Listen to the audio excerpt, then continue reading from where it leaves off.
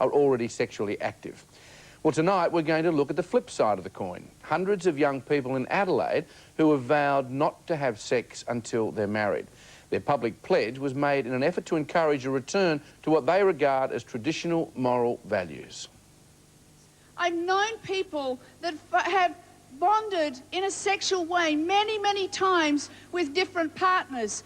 At Adelaide's Paradise Community Church, they're talking about sex. You know, in the Bible it says that we should wait to have sex until we're married. But far from being lectured on the topic, it's these young churchgoers who are leading the no-sex revolution. I really want to have a really, really good marriage, and I value sex as being one of the really important things of that marriage. And so I actually see it as something that I can give wholly to one person and connect with that one person. So for me to have sex before marriage, I'm actually devaluing the commitment that I'm having in that marriage. And I think that sometimes it would seem like God hates sex even, but we don't think that. In fact, when God created genitals, he didn't make a mistake. He actually made sex to be pleasurable, but on all kinds of different levels. And we want to enjoy it that kind of a way with one person for our whole life. We want to show you the benefits of the model we're offering in the hope that you'll trade in your sexual model for what we believe is a better one. Senior Minister Ashley Evans was pleasantly surprised when 600 of his congregation, aged between 12 and 30, took a public vow of celibacy. I know that there's a lot more people out there that agree with us that they've made the personal choice as well not to have sex. So I don't see us as a minority. Is that the right choice?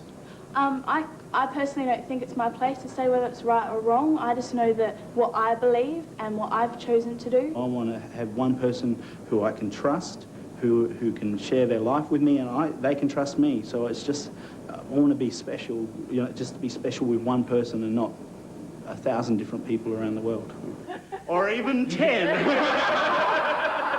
I sat down and consciously made the choice to never have sex when probably I was about 12. When your hormones, you know, when everything starts to develop and girls seem really interested, you know, not interested, interesting. Well, and interested, I hope, you know, but, you know, who knows. Good sex is meant to give you more than just an orgasm. In a world where our youth is constantly bombarded with sexual themes and images, this Christian church decided if you can't beat them, join them. God is for good sex. He created it. It was his idea. We have a lot of young people here. We have a lot of very energetic, vibrant people, and so we wanted to present the sexual discussion in a very positive, dynamic, contemporary way. Darren Keneally is a community leader at the Paradise Christian Church. If you have knowledge, then you can make informed choices. And our young people have made very informed choices and said, now on the basis of this, I want to live my life like this. You get a bit of stick at work from it about guys thinking that you're an idiot. And then you get the other side, which is, they're only sort of a minority, but a lot of the people who know what I believe actually support me and respect me. So they don't say, did you get lucky on the weekend? They still say it. Yeah. I think they still hope that I will. Do you think about sex just as much as any other person your age? I have no idea. Do you think about sex? Not regularly, no. No? No, I mean, like, I don't need to, you know, like I've got so much other stuff that occupies my mind, and that's something that will come along in the future. Some have girlfriends and boyfriends. We're very, I guess, strict and respect each other enough to stop when, you know, we reach that or even come close to that line and just leave it, just realise that we love each other enough to stop and wait for what we believe is important. For me, I don't put myself in that position, like, so I have to pull out at the last minute. Because I've set a standard in my life, I've got self-confidence. Others avoid relationships altogether. I've actually never had a serious boyfriend. I've had a lot of boys that are friends. Have you kissed a boy? No. Not like, I've kissed my dad and You're waiting. And I've kissed a few people on like the cheek and stuff, but nothing So you're even serious. saving your first kiss? Yes, I am. Virgin lips. What can your parents possibly tell you about sex? Oh.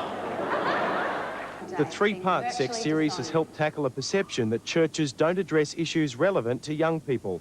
And with hundreds taking the vow of celibacy, it seems if you want true love in paradise, you'll have to wait. It's a choice. It's like a diet.